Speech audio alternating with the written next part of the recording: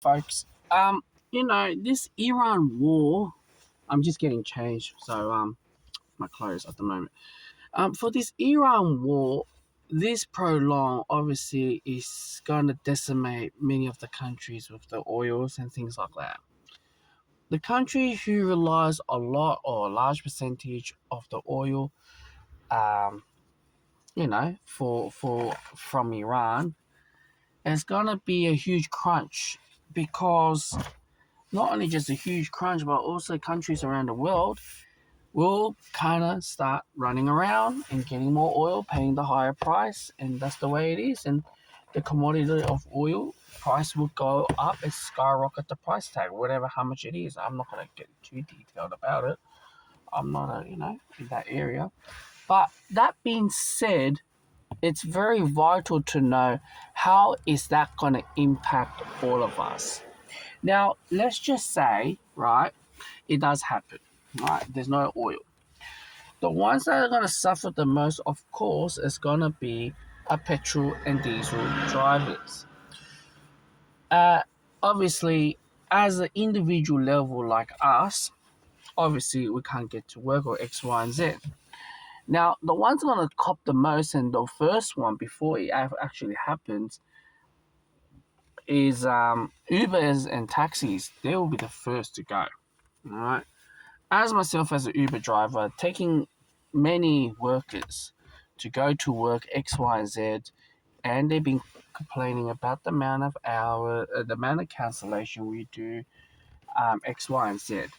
Now, I'm not here to say good or bad. I'm just saying like this whole gig economy that was placed on us, well, obviously it's not gonna be too good, too well for all of us, right? So when you have like that, essentially what will happen is it will create a domino effect for those at work. Number two, EV will be a lot more appealing than ever than before, but it will be too late by the time you get an EV car, unless you already got an EV car right now. Obviously, having a hybrid car will last a bit longer, but you still need petrol. EV will never run out living in Australia. Another option would be having an LPG car. Now, I know many of the petrol stations are phasing out, but essentially, there's a lot of LPG cars that LPG under our ground.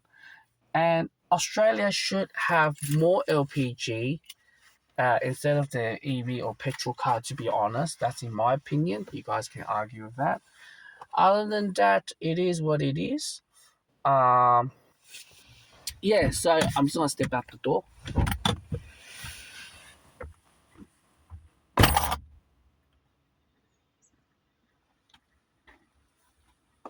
So when you have the whole notion of that, it creates a whole buzz with the whole thing. And when you create a whole buzz, it creates a more problematic for everyone. Everyone who have a job will be impacted. And those who are smart enough will probably catch a public transport. That is something that I need to look into. Can I catch a public transport to go to this place that is not far from my work? And let's see how much time extra would it need. And do I need, do I need to purchase something that I need to look into? Do I need to purchase some of the electric scooter? To get to work. That's why I do it. That being said, that's very vital to know. So that's how much it has impact on the field of transportation. Obviously, if you work to the city and you live not far from the train station, you're the biggest winner because it's still gonna cost cheap, you know, not gonna be too costly. So when you have like that, yeah, it's great. It's great to have like that. I'm having my breakfast now and I hope you guys enjoy.